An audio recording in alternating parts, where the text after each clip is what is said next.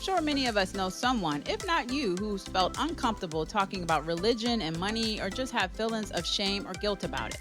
Welcome to Yahweh's Money, a podcast where we discuss the crossroads or intersections of religion and money.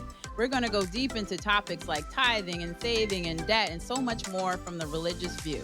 I'm your host, Shay Cook, CEO and founder, Crusaders for Change, LLC, and our co-host is Vanessa McNelly, one of our financial counselor, coach, educators. Let's talk about God and money.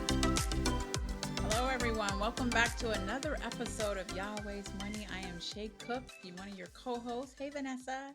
Hi, Shay. I am so excited about this topic. My blood pressure is going to go up super slow. I have a feeling. I know today's topic, episode 29, is everywhere there is entitlement and enabling about everything. I mean, that really is a great title. I know we're kind of copying off of that movie that won Oscars and stuff.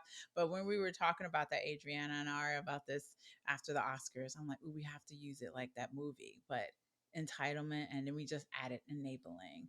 Because everywhere there is all of that. So this is going to be great. I'm super excited to talk about this topic today because according to a New York Post article, 75% of Gen-Zers believe they should be promoted. This is crazy. Within their first year of the job. Gen-Zers comprise people born between 96 and 2010. So I have one. My daughter's born in 2000. She is 22. And a survey by the American firm Resume Builder found that 49% of managers find it difficult to work with Generation Zers most or all of the time. I can see that. And some of the reasons identified were a lack of technological skills, lack of effort, and lack of motivation. Of the managers surveys, 59% said they had to fire Generation Z. Where is all of this entitlement coming from, Vanessa? Where is it coming from? It's not coming from me. I'll tell you that much. No, so I think this kind of like goes back to how you're raised. And if you are given the opportunities to not do things and everything's handled for you and taken care of for you, you are entitled because that's all you know growing up. And there are so many parents out there, like not to knock parents, but there's so many parents out there who want their kids to just focus on school because they want to get into a good college, or they don't think that they can handle a part-time job while they're going to school, or these things. So they're not really giving their kids a chance to learn, to develop, and to like grow in a career path or grow, even with their education. It's just an expectation of, you do this, I will take care of everything else for you. So what else do they know? We're knocking the parents, or at least I am, because those parents are responsible. Okay. Yes, the Right. kids have some responsibility in it, but really it comes down to the parents and their rearing of their children and entitlement. I agree. Because I was and could have been one of those parents. My husband, I am a helicopter parent. I admit I need to go to a club or some kind of society for them and work that out. But and I say all that to say, because I know if it wasn't for my husband, my child would have been super entitled because I didn't want her to hurt her knee. I didn't want her to do this. I didn't want her to make the mistake. I wanted to, let her, every time she fall, I wanted to catch her. And my husband said, let her fall. Let her make a mistake. Let her do this. Let her do that, because now she's not going to learn. And we don't want her to go out into the world and learn it the hard way, or we die or something happens to us and she doesn't have us. How is she going to survive? And these parents these days, every time their kid needs everything, they're there providing that. And that's why they're entitled. They're enabling these kids and making it so hard for us employers or leaders or managers, whatever, to work with them because they're lazy. They're not motivated. I think you're supposed to sit on their behinds. I was almost cussed, and I probably will cuss during this episode. That's a disclaimer. I know this is about religion. But these kids these days, but their parents are the reason. I don't care if you're a baby boomer or you're a Generation Xer or millennial. They entitle, they enable these children to act this way, and they wonder why they act like this. Exactly. And I even know parents who do without so their kids can have brand new Jeeps when they're 16. Oh my God. And kids get upset when they don't get the car that they want, and it's like, you should be thankful you got anything. I know. But it's one of those situations, I think parents are just like, I want my child to have anything and everything, and I will work 3 jobs so you can, do everything you want to do and have all these amazing things. But the reality of it is when that parent is no longer there holding their hand, they are going to fall, and they're going to fall hard. Mm-hmm. And it's not going to be something they can just bounce back from because they have no coping skills with that. Wow. That is so true. And I mean, it's even in the word. It says Yeah. Proverbs 21:25. Despite their desires, the lazy will come to ruin, for their hands refuse to work. So your kids are going to fall, and they're going to, I Yeah. don't want them to come to ruin, but they're going to have consequences for Mm-hmm. your behaviors and how are you are trying to, constant and consistent enabling. Your kids are going Right. to fall on their behinds, and they're going to hurt. And Mm-hmm. you can't continue to do that because it's just going to hurt even more as they get Exactly. older. I mean, who wants to be a 40, 50-year-old still going to their parents asking for help? I I mean, know. again, if Yeah. you need to do that, and in most dire situations, I tell my family, because I used to be the bank of Shay. I used to be the one everybody want to come to Yeah. me and ask me for help, siblings and everything. I had to cut that off. It's like, no, you need to learn how to fall and get back up on your own, Right. Right. financially, spiritually, physically, whatever that looks like, because I Yeah. can't constantly be that buffer. And I don't think it's healthy for people to, to give up something that they've worked hard for so someone else can continue to make mistakes over Yes, and over again. How does that show somebody that hard work pays off? exactly. It I doesn't. know it It doesn't. doesn't. Yeah, I used to, and I think I'm going to get more mad than anything in this episode. I'm getting all Right? hot right now. I'm probably having a flash because it's pissing me off. Yeah. Because I remember the days of helping family members and doing stuff for them. And I know we're talking more about the children, but it being that adult or being that person to help the family members, and they're giving them money for something, Mm-hmm. lots of money, Mm-hmm. and then months later they're going on a trip. Yep. Months later, they bought a brand new car.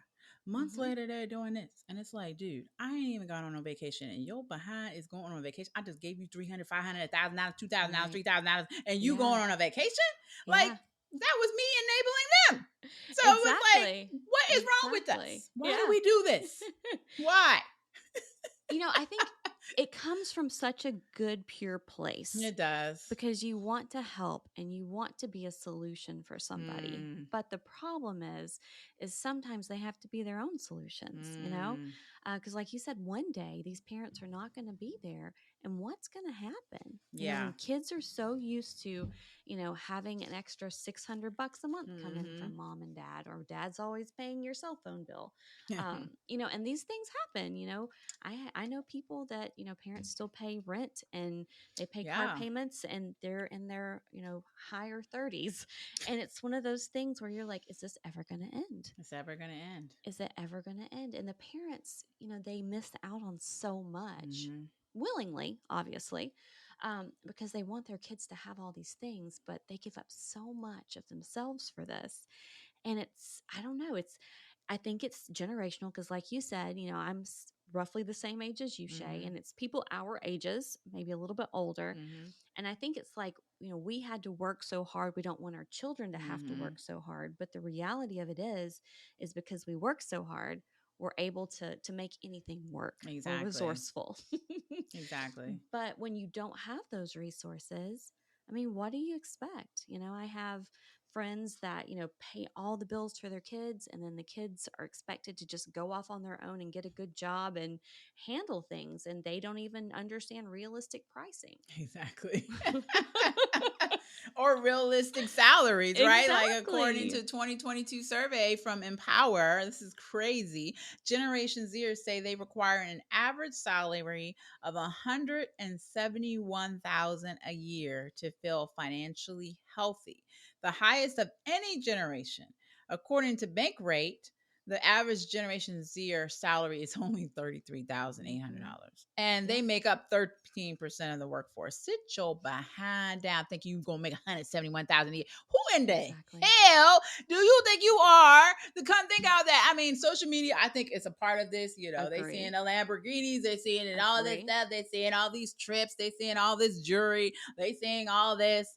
And they think, oh, I got to make all this. I got to be a Yeah. YouTuber or influencer and make millions of dollars. No, sit your behind down. That is not going to happen to No. the most of us. That is yeah. 171,000 a year, Vanessa. I have never made that in my I life. So, you and I both got our start working with military. And I used to work in transition. And it was so crazy to me that I would have soldiers that would come in after one tour. They wouldn't re up after 4 years of service. And they would think, oh, well, I've been a soldier for 4 years.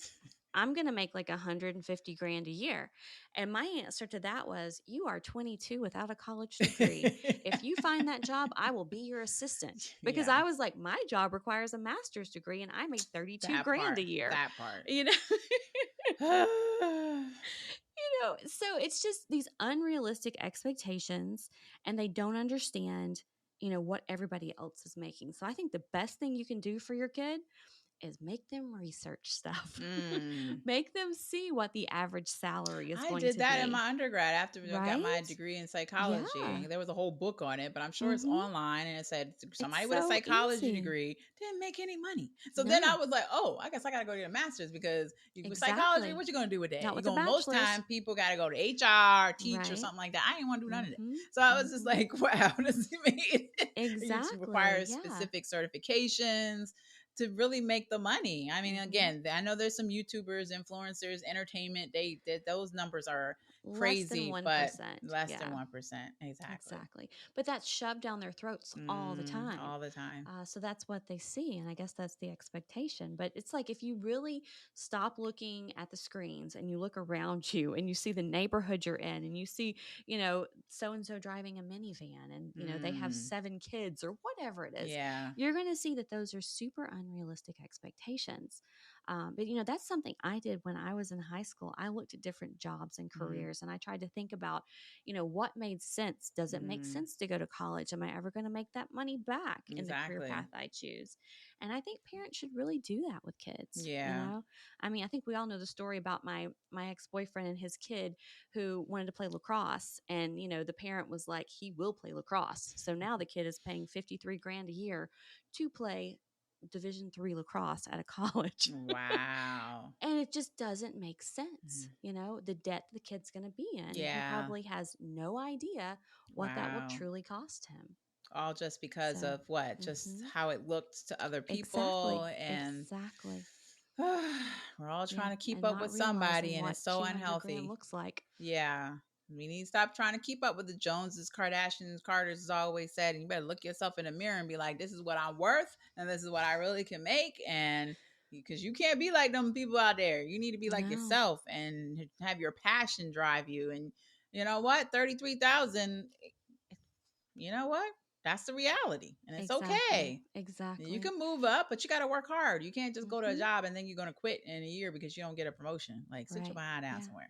So, Well, I and we mean, saw a lot of that too in yeah. COVID where people would just quit, Yeah. and it made a problem for all of us because so many Yeah. jobs were not filled and people were making more Exactly. money just staying at home versus actually Yeah. going to work. And I think it's spilled over to now. Yeah. That's crazy.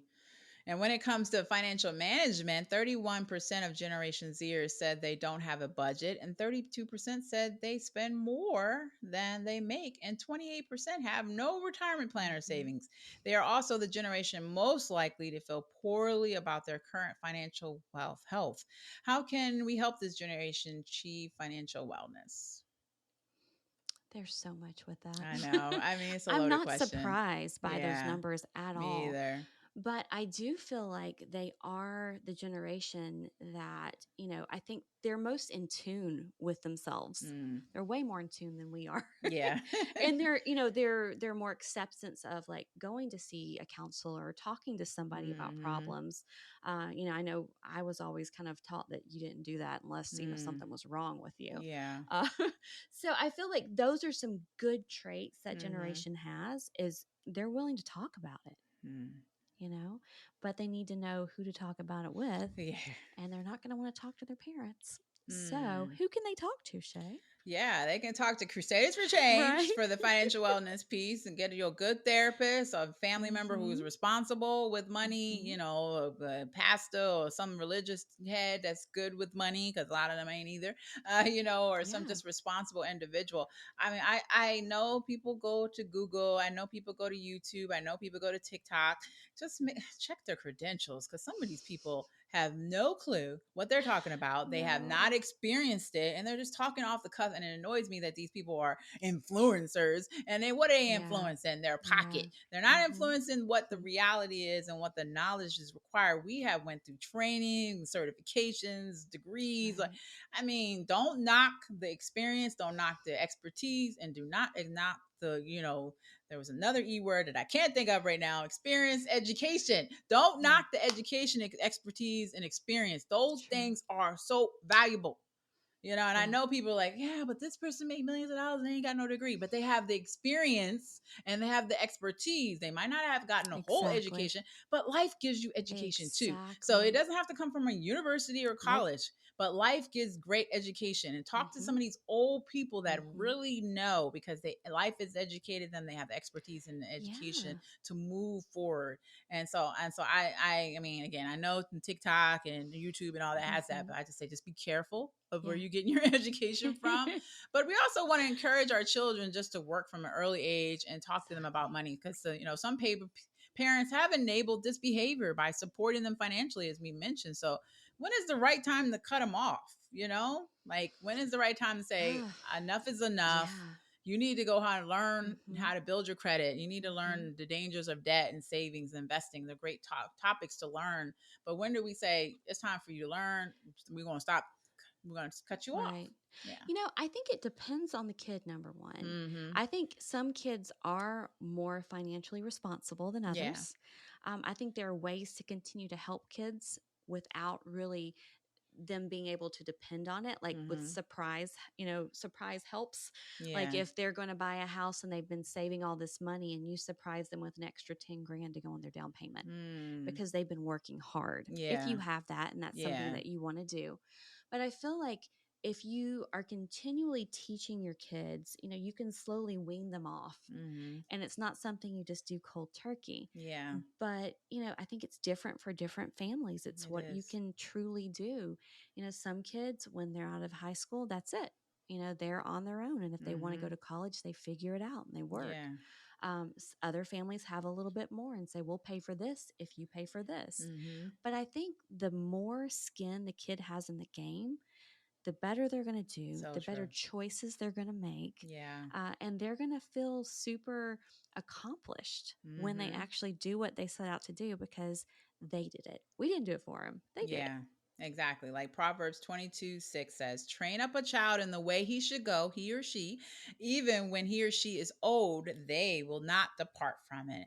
So Yeah, training them, and you can train them at 20, 30, 40, 50. Be like, okay, first of all, exactly. I'm done. Okay, boundaries. No Hmm. more. I'm not giving you no more. Oh, Hmm. mom, no, I'm not giving you no more. And then Hmm. now this is what you need to do to move forward. Like, this is Yeah, enough. Like, I can't continue to do this. Or when they're really young, teaching them right yeah. away as soon as they can understand and read, Hmm. definitely, definitely. And it's okay to have conditions. It's completely okay to have conditions when you are helping someone else out. Like, I will help you with XYZ, but I'm also going to teach you how to Mm, not have that happen again. And that's part of the conditions. exactly. So there's so many ways you can do it. And like I said, I don't think there's one right way. It's not, Um, but healthy mhm. boundaries, it starts with that, Exactly. right? Yeah, It really starts totally. with the healthy boundaries, but then also the education, because you can put up a boundary and then just leave your kid dangling there. Hmm. No, give them some education, whether it's from your own experience, whether you send them Crusaders for Change, whether you pull up a book from a credentialed or at least somebody Right. that knows what they're talking about. I mean, yeah, there's a lot of great programs out there that are free that you can find Hmm. online to help train your kid or teach your kid what they need to know, because as Exactly. Generation Zers have some of the lowest financial literacy rates. So having those classes, which I know is a big topic and should be a big topic in America specifically, having classes in middle school and high schools can help students as Yeah, well as employers, offering them financial wellness programs to their employees really helps them. And something else we offer through Crusaders for Change, helping small businesses or bigger businesses provide those programs to their employees, because a lot of people they didn't learn in school, they didn't learn exactly. from their family, and we can teach them those basics, but also help them clear out that trauma, or just change their behavior around money, and just really help those children. But I don't think a lot of this, we want to be careful. There's a lot of mental health stuff going on in the world, and we want to be careful that we're not here to shame children or Generation Zers around that, because a lot of that falls on us as parents. It does. And we all are responsible. And as a nation, we need to come together and say, we're all responsible, but how can we move forward? Yeah. And I think it truly does come with the education piece. And even, if you know younger people in your life and you see this struggle, what a great graduation gift, financial counseling sessions, whether it's high school or college or even a wedding present, to teach people how to use money, as a couple. There's so many ways to do this. There's so many ways to do it, but I can see, like, I'm sorry, I wasn't going to get you that $200 gift card, but here's some counseling with Crusaders for Change. Be like, what you doing? But then, like, 10 years down the road, be like, that was the ish. You know what I mean? Yep. Like, I got these counseling sessions. I'm doing what I need to do. So, but they ain't going to, a lot of these young ones are not going to understand it in early. But I hope my daughter's at least telling some people, because I'd be counseling the mess out of her financially. But I love that. Yeah, gift that, especially for a marriage. I've always said I want to infiltrate that we need financial counseling before people get married. Oh, yes. Oh, my God. Right. Because everybody has their own perspective on money. And then that's what people fight about. So and they get divorced still. I don't know the numbers. I haven't looked at it recently, but we're going to have to do another topic. Adriana, write that down. On marriage and money, I think we already did, but we need to go a little deeper. We did last season, but we need to talk about that a little bit more, because financial counseling is huge. But yeah, everywhere there is entitlement and enabling about everything. I said that wrong. So everywhere, no, I said it right. Entitlement about everything. So, that is crazy. Everybody just feels so entitled. I have to mention this before we wrap up this episode, that I feel certain entitlements to things. And why does Shay feel that way? Because I worked my behind up. Sorry, I have to put that out there, because my husband be like, passionate in that shit. I'm very passionate about that, because my husband be like, you don't just be asking for no beer. You want wine. You don't ask for shrimp. You want lobster. You don't ask for a trip to Ocean City. You want to go to Virgin Islands. Yes, I worked for 20, 30 years to get to a place where I want nice things. Okay. And if you can afford it, that's fine. That's the kicker. That is the kicker. That's the kicker. I ain't creating a bunch of debt. I'm paying for stuff in cash. I'm saving 10 years to go to Hawaii. I'm saving all these years to get my car. I'm saving all these years to pay off my debt. You know what I mean? So I'm entitled, but I am allowed to be entitled because I work my behind off. Now, my husband be like, Shay, you need to sit down somewhere. No. Okay? Because he's just entitled. Vanessa knows, she's been in my house. He just is entitled, but he worked for it. So that's why I'm trying to just instill that work. If you work, you can entitle. You can do whatever you want to do. If you work for it, it's not entitlement. It's earning it. It's a different thing altogether. But some people will look at it like entitlement, but no, I deserve it because I work my butt off. So I'm allowed to be this way, but I work my butt off. But anyways, any final thoughts? If you have younger people in your lives that you have an influence over, I would say, use your words and your time with them to teach them things that they can use later on in life, because that's going to be worth so much. Yeah. I mean, as you know, I talk about my grandparents and my parents all the time, so obviously it works. So yeah, if you have a way to help somebody younger kind of navigate that world in a positive way, do it. Exactly. And you don't have to use shame. It can come in love. It can come with boundaries, which is also a loving way of showing things, and education, expertise, and just saying, honey, baby, whatever you call that child in your life, I'm here to support you. Yeah, you might have messed up, but it's okay. And that's why we do Tickle My Money Bone and everything else we do, because it's okay to be embarrassed about it. It's okay to make fun of it. But as long as you move past it, don't let that shame hold you down and make you feel the guilt. No, we all make those mistakes, but we can also try to eliminate those mistakes by learning from others' mistakes. That's why I tell my daughter, okay, this is the mistakes I made, and with men, with money, with whatever life is, so you don't have to make those mistakes, right? So yeah, that's That's awesome. Well, this has been another fabulous episode with Vanessa. Thank you for joining us today. Don't forget to follow us wherever podcasts are found. And remember, it's always, always, always better Yahweh's way. Thank you for listening to this episode. We hope you enjoyed our deep dive into the crossroads of religion and money. Also, we would love to hear your feedback on today's episode. So please leave us a review or just tell us what's on your mind. And remember to follow our podcast. If you have any questions or suggestions of topics for us to discuss, please email us at yahweh@crusaders4change.org. To hear all of Yahweh's Money latest episodes, please visit us at www.crusaders4change.org or wherever podcasts are found. God bless.